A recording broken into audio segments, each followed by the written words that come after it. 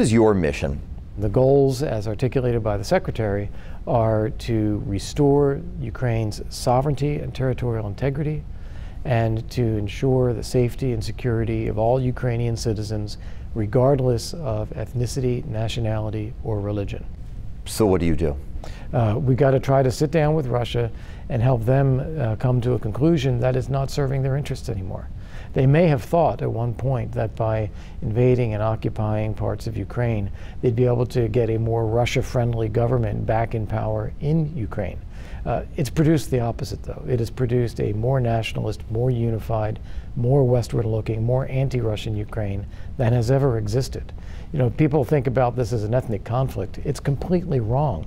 There are ethnic Russians, Russian speakers fighting in the Ukrainian military against the Russians that are there in order to try to protect Ukraine as a country. So that's really the nature of the conflict.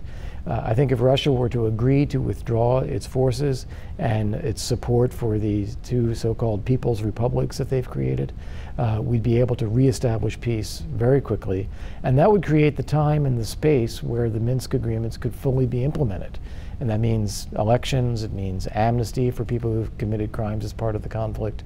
It means special status for the territories within the Ukrainian constitution. That's all achievable, but it is based on Russia withdrawing its forces and creating peace. When you try to implement these plans, what is there that gives you reason to be optimistic this is going to work? Well, I think we have succeeded to some degree in raising the visibility of the conflict. We've got to get it back into the news and the headlines, public consciousness, in order to create the demand to resolve it. The second thing I think we've done is we've lifted some of the fog about Russia's role.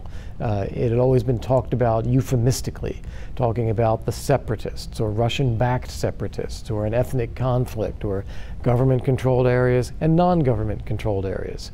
And I think we're getting a lot more candor into the discussion. You're calling it what it is. You're calling it what it is, and I see that other people are starting to do so too. And that is Russia versus Ukraine? That's right. That is a direct Russian intervention, Russian occupation of territory, and Russia is a participant in this, a protagonist, and therefore needs to be the country that makes the decision to end the conflict. So describe your relationship right now with your Russian counterparts. So let's be clear. So Russia is a big country, very smart. Vladimir Putin knows what he's doing. He's not in Ukraine by accident. This is very deliberate. And so you've got to have a very frank, direct, and deliberate conversation, which is what I've tried to do. So I've not minced any words speaking with the Russians either. At the same time, you got to deal with them with respect. They have a lot of power, they have a lot of capability, they have a lot of determination, and they've got to have a narrative that works for Russia. So we've had very constructive conversations. We've framed out some of the issues. No real movement from Russia on the ground. We've not achieved anything, but I think we've established a framework for talking about this that has at least the option on the table of bringing about a resolution. Is there a sense that there is an end game here, that there's a solution? We'd like to see Russian forces actually not be there, as opposed to just saying they're not there. And then we'd love to see a UN-mandated peacekeeping force instead assert security over this territory that would allow a Russian departure and prevent an immediate Ukrainian return, which creates the space for these Minsk agreements to be implemented. So that's what I hope we can agree to do, even though we're going to disagree over exactly what's going on.